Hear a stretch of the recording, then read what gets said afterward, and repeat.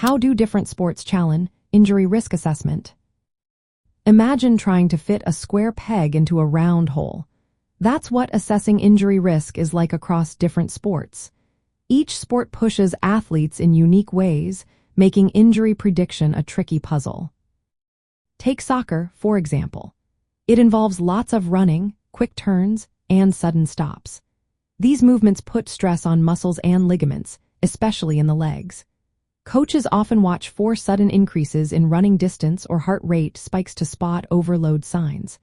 If an athlete suddenly runs more than usual or their heart rate stays high longer, it might mean they're at higher risk for muscle strains or ligament tears.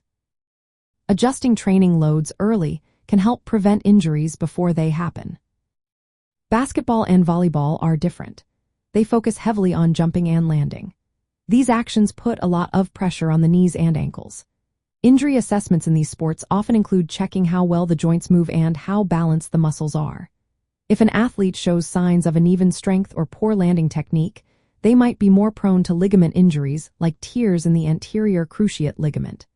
Coaches use biomechanical tests to spot these issues and correct them early. Contact sports such as rugby or American football add another layer of complexity. They involve collisions and impacts, which can cause bruises, fractures, or concussions. Injury risk assessments here include analyzing collision forces, helmet and padding effectiveness, and recovery strategies. It's about understanding both the immediate impact injuries and the cumulative effects of repeated hits over time. A common challenge across all sports is how we categorize athletes into risk groups. Simply labeling someone as high or low risk based on a single test isn't enough. Risk factors are continuous and vary from person to person. More accurate assessments use ongoing data, like training loads, movement patterns, and physiological responses. Personalized models help predict injuries more reliably. In training, injury risk assessment becomes part of the whole program. Monitoring how much athletes train helps prevent sudden spikes that can cause injuries.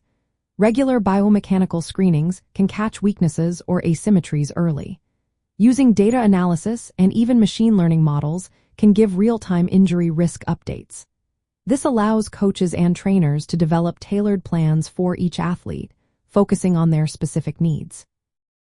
Educating athletes about early signs of overload or dysfunction is also key. When athletes understand what to watch for, they can alert trainers before an injury occurs. This proactive approach makes a big difference.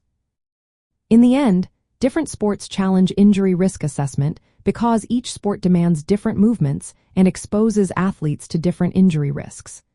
Successful injury prevention relies on continuous, personalized evaluation that combines biomechanical, physiological, and training data. This way, athletes stay healthier and perform better over time.